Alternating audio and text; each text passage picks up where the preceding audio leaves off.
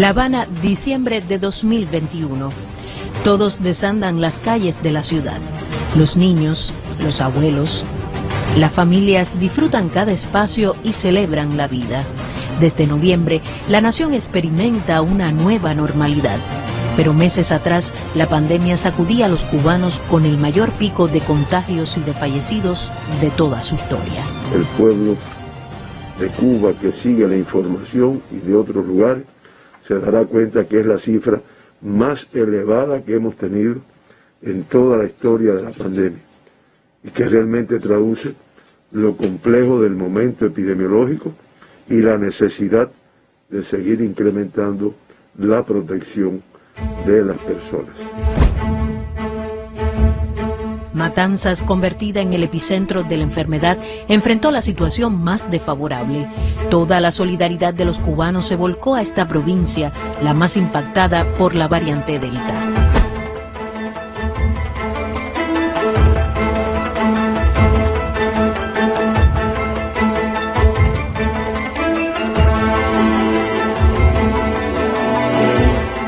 Fíjense que ustedes hoy tienen una tasa de letalidad por encima de la del mundo y por encima de la de las Américas. Aquí nos tenemos que proteger todos. Aquí todos estamos luchando por la vida de todos. Porque la vida de todos es importante para el país. La alta contagiosidad de esta variante hizo que se destaparan los números de casos y el número de casos que diariamente se reportaba. Esto fue un reto no solo para el sistema de salud, para el país, para el Estado, para el gobierno, para todos los organismos. No cabe duda que Matanza fue una ardua tarea. También fuimos apoyados por un grupo de colaboradores de la Henry Reed, que por decisión de nuestro ministro se incorporaron. Tengo que hacer alusión al papel de la brigada Azerbaiyán, que regresó a Azerbaiyán y sin ir a sus casas se nos incorporó. Hicimos 2 hospitales de campaña, adaptamos 2 hoteles a hospitales. Ahí también hubo un trabajo intersectorial muy fuerte con la conducción del partido y del gobierno en la provincia. El 8 de julio se reportaron 3.559 casos en las Atenas de Cuba, la mayor cifra de confirmados en un día para una provincia. Esa fue la que más primero recordamos con esta connotación, pero hubo también elevadas cifras en Ciego de Ávila, en Guantánamo, en Santiago, en La Habana misma en un momento determinado, Pinar del Río, Cienfuegos en un momento determinado, una provincia que se había mantenido que era lo que llamaba la atención, ¿no?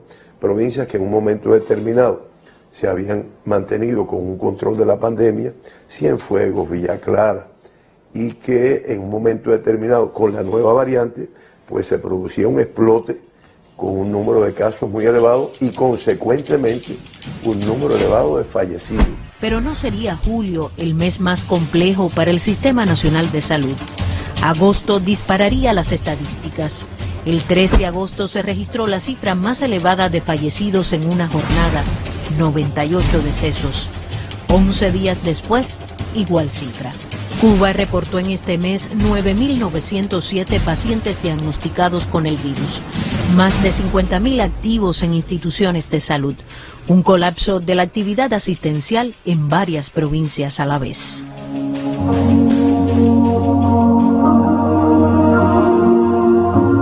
A principios de agosto tuvimos los primeros problemas con las demandas de oxígeno del hospital.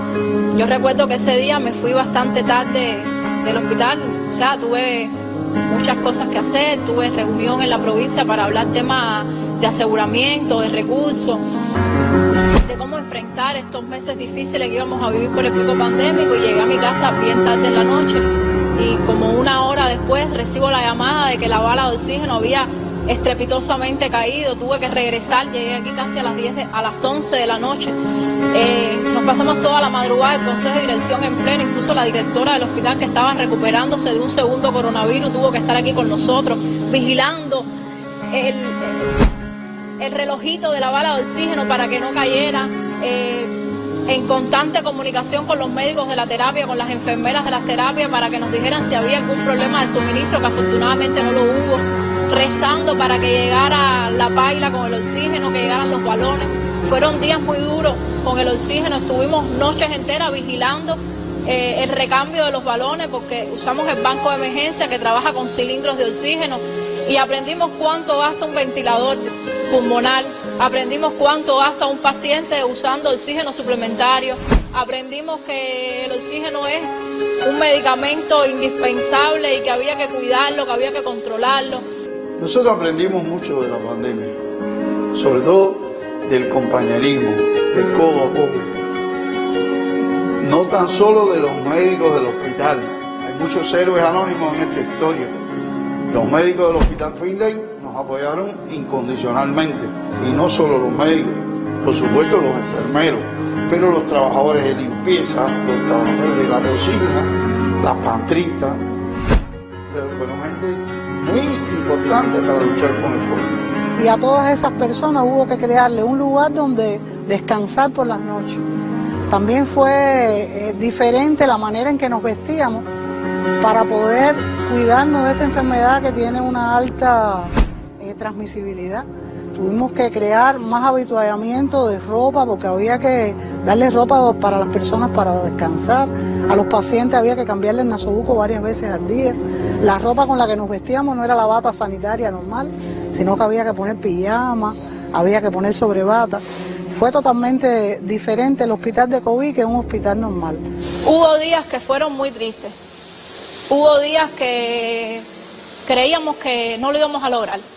Es muy doloroso ver un paciente que llegó bien y que 2 días después ya no está bien, y que 2 días después está intubado, y que 2 días después fallece. Y cuando tú hablas con esa familia o buscas en los datos de la historia de esa enfermedad, te das cuenta que fueron pacientes que acudieron tardíamente a los servicios de salud, que pensaron que no era COVID, que era otra cosa. Y a veces cuando llegan al hospital ya es tarde ya para que nosotros podamos trabajar. Esto es una enfermedad muy traicionera. Hay personas que se enferman hoy y ya al otro día están extremadamente graves. Hay algunos que se enferman y simplemente no tienen ningún síntoma hasta que de repente aparecen las complicaciones.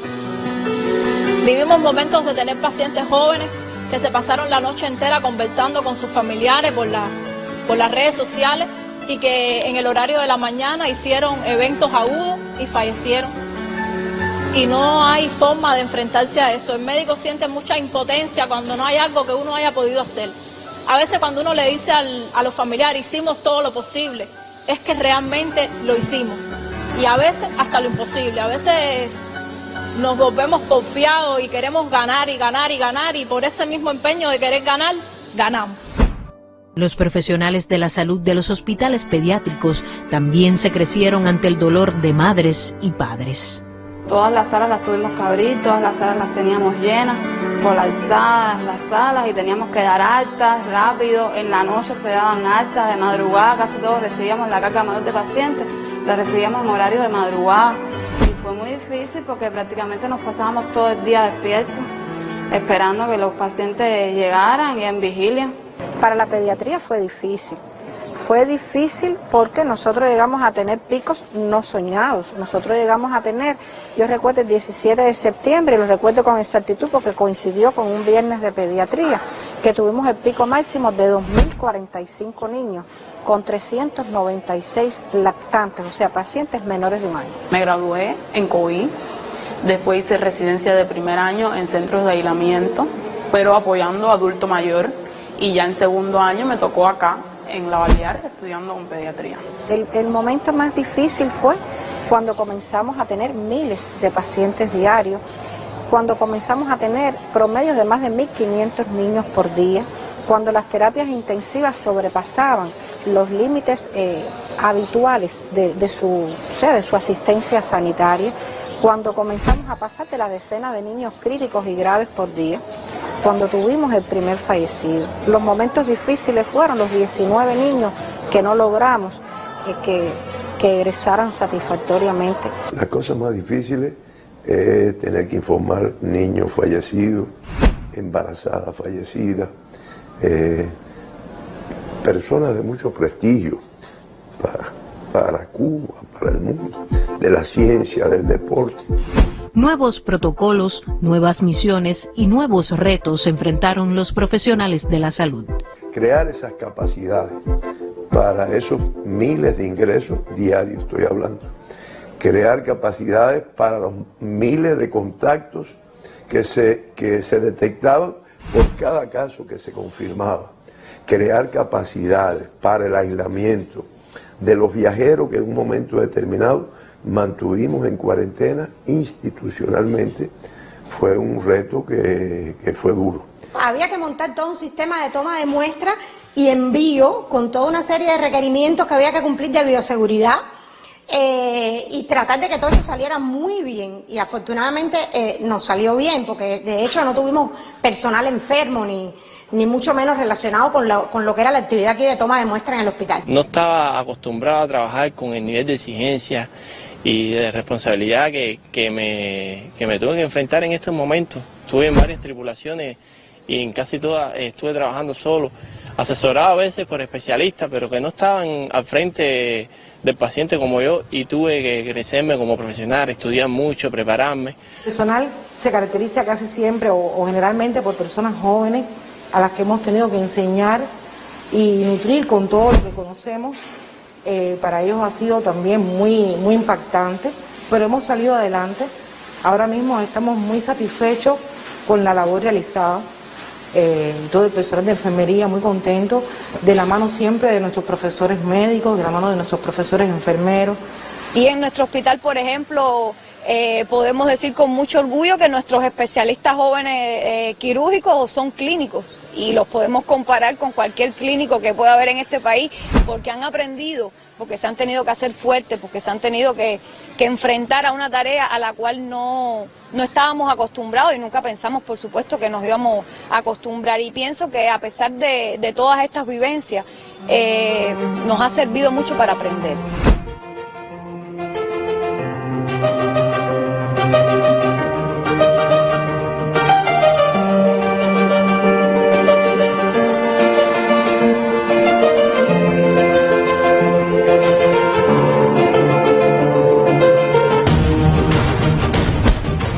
El 2021 se despide con una gran estela de pérdidas para los cubanos. En medio de la angustia, las vacunas de nuestros científicos pondrían freno a la transmisión del virus con una demostrada eficacia en fase 3 de ensayos clínicos. Este es un gran resultado científico, con lo que ustedes han demostrado la grandeza de este centro y la fidelidad a ese pensamiento. Por lo tanto, en nombre de Cuba, felicitaciones.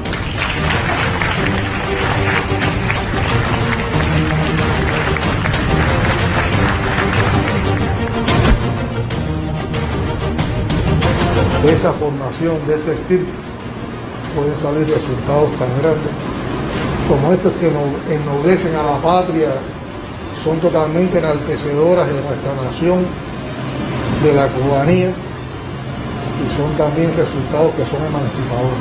Eso es orgullo nacional, eso enaltece y emancipa también la cubanía, y por eso nos hace sentirnos muy orgullosos de ser cubanos y muy orgullosos de ser compatriotas de gente como ustedes. Felicitaciones.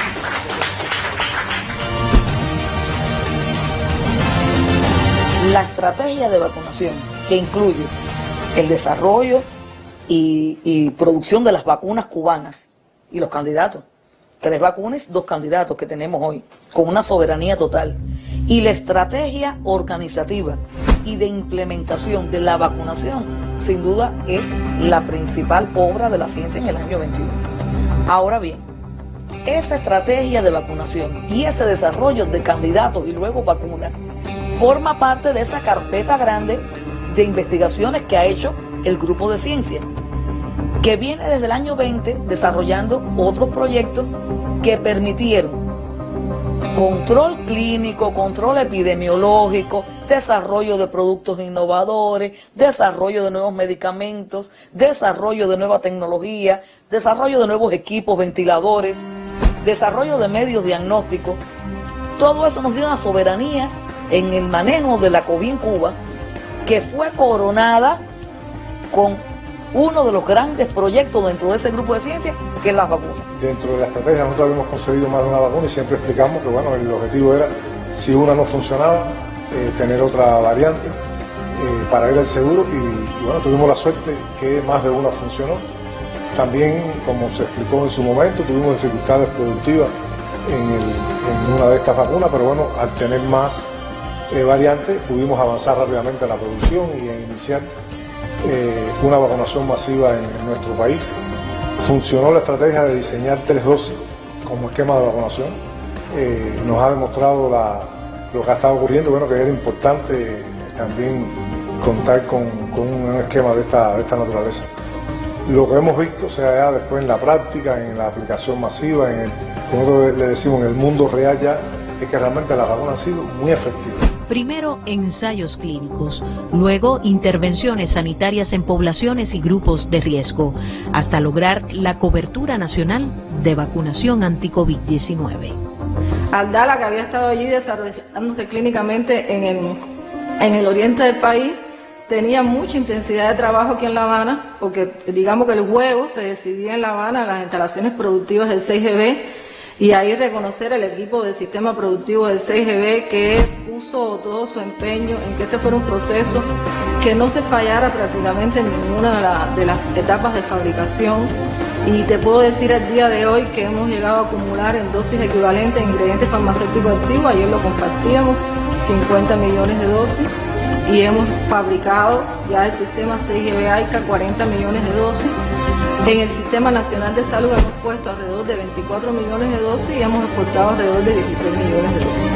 Por eso, con esos 24 millones de dosis, se podemos decir que aproximadamente hemos vacunado con sus 3 dosis alrededor de 8 millones de cubanos mayores de 18 años. O sea, prácticamente toda la población adulta. Quizás, si me preguntas, el hito más importante de todo lo que logramos en el año fue llegar al niño, tener la posibilidad de poder empezar a vacunar al niño y tener las dosis de vacuna para vacunar al niño.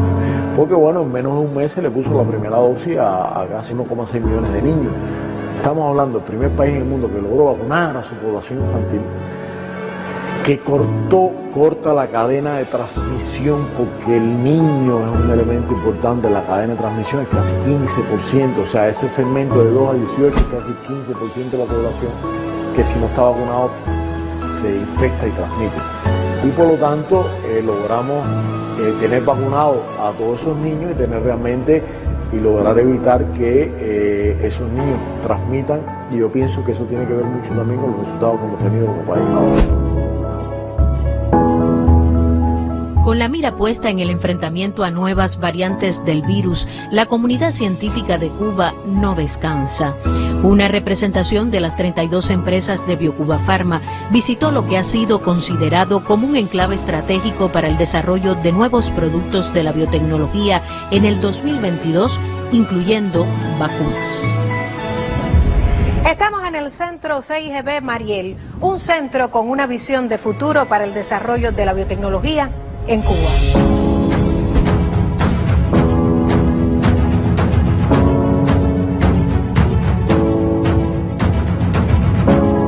Primero, es una obra 100% cubana, es de una inversión 100% cubana. Se construyó en una zona que tiene una atención especial por el gobierno cubano, y todos los apoyos que se han recibido y la prioridad que se le dio es un reflejo del tiempo en que se construyó y con la calidad que se construyó. Nosotros tenemos el deber de utilizarla bien y que rinda sus frutos. Se está trabajando el proceso de transferencia de Aldala al CIGB Mariel, pero el CIGB Mariel tiene también el compromiso de otros proyectos innovadores que forman parte incluso de su estudio de factibilidad, que se siguieron desarrollando en el CIGB aún con la pandemia. Pensamos nosotros que para el 2022 debemos darle un mayor impulso. Y nosotros estamos trabajando, o sea, lo concebimos desde un inicio y seguimos trabajando, y viene siendo un reto ya para el 2022 lograr que nuestra variante de vacuna nasal, que es una vacuna que pudiera lograr lo que se necesita finalmente para evitar la transmisión del virus, que le llaman la inmunidad esterilizante, o sea, que consiste precisamente en que se logre un nivel de inmunidad que permita cortar la transmisión del virus. Como la vía de entrada de este virus es por la vía mucosal, o sea, lograr una alta respuesta mucosal que incluye la inducción de otros tipos de anticuerpos IgA, eso nos pudiera permitir realmente lograr un tipo de vacuna que se le llama vacuna esterilizante. Ese viene siendo uno de los retos que tenemos en esta próxima etapa, y otras variantes también de otras generaciones de vacunas también a las cuales estamos incursionando relacionados con los coronavirus. Realmente sí se sabe hoy de que hay que tener la inmunidad más alta posible, por lo tanto reforzar, adelantar el refuerzo, ver cuál refuerzo es mejor, qué combinación de vacunación primaria y refuerzo es la mejor. No podemos casarnos con una sola combinación, tenemos que tratar de tener diversidad para poder evaluar ante una situación de una onda de Omicron, cómo realmente nos protegemos mejor de esa onda de Omicron, y por lo tanto, bueno, nosotros estamos evaluando también todas las opciones, estamos evaluando la utilización de Soberana 2 como una dosis también, como dosis de refuerzo, porque yo sí pienso que nosotros tenemos, bueno, que estar preparados en esa dirección. Todo lo alcanzado en la vacunación y en la asistencia contó con la energía y el amor de los más jóvenes. Estábamos incorporados a la pesquisa activa, no habíamos tratado con casos, cuando ya te dicen vas a ver casos confirmados de COVID, nos dieron una preparación, o sea, una preparación previa, siempre con los medios de protección. Todos tuvimos nuestros frentes, y sobre todo los tecnólogos de la salud, por ejemplo los de bioanálisis clínico, haciendo el muestreo en el IPK, los compañeros del sistema de información de salud, elaborando las bases de datos en los aeropuertos, al igual que los de higiene. El periodo de julio fue toda la vacunación de toda la población de un consultorio que se me asignó. En ese tiempo estuve aproximadamente dos o tres ocasiones estuve aislado en mi casa por posible contacto de una persona positiva por COVID, pero bueno, por suerte ninguno de los que estábamos en ese momento trabajando llegamos a ser positivos. Vernos a la puerta de un hogar, ver la cara de los pacientes como uno se preocupa por ellos, sin a cambio de nada, llegando a nuestras vidas, nuestras familias, nuestro todo. Es muy gratificante. La salud y la ciencia, la bondad y el talento, la humanidad y el sacrificio. Una nación que con muchísimas carencias recibe un nuevo año sin dejar de soñar. Le deseo a todos los cubanos mucha salud porque sin salud no hay nada. Sin salud no disfrutamos de nada.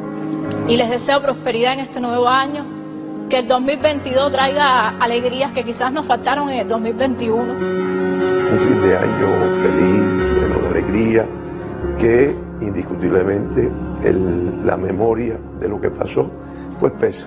Pero ¿cuál es quizás la satisfacción en este fin de año que le podemos transmitir a nuestro pueblo? Que fuimos capaces de enfrentarlo, tener la inteligencia suficiente a nivel de la dirección del país, de ir tomando las medidas correspondientes en cada sector, por supuesto con salud, con una preponderancia. Yo creo que peor que este no va a ser el que viene. Sí, y muchas veces en tono de jarana en la calle me dicen, ¿hasta cuándo es esto? Señalando el nasobuco, ¿no? Y yo siempre digo, hasta el 2022, y me dicen, ¿y en qué mes?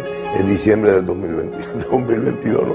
Yo recuerdo que cuando acababa el 2020 todos decíamos, el 2021 va a ser mejor, ahora sí ya, y realmente tuvimos un 2021 a mi juicio más duro todavía que 2020.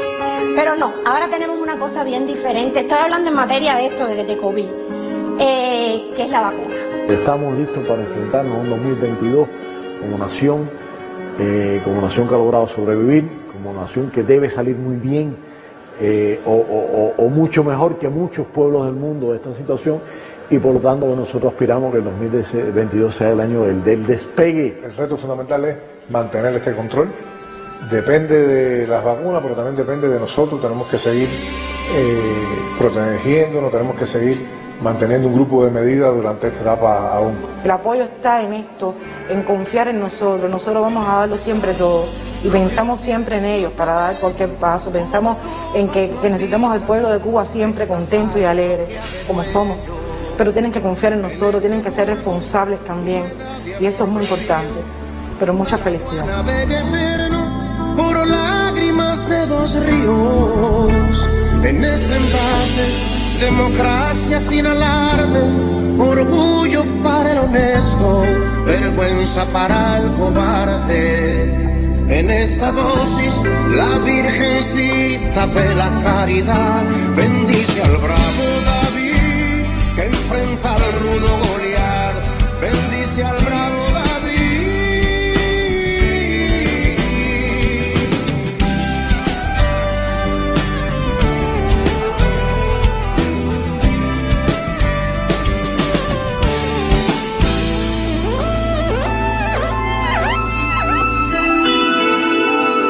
En este frasco se concentran las secuelas, en vez de erguir casinos, ponerse a sembrar escuelas. En este bulbo, con evidencias de otra edad, responde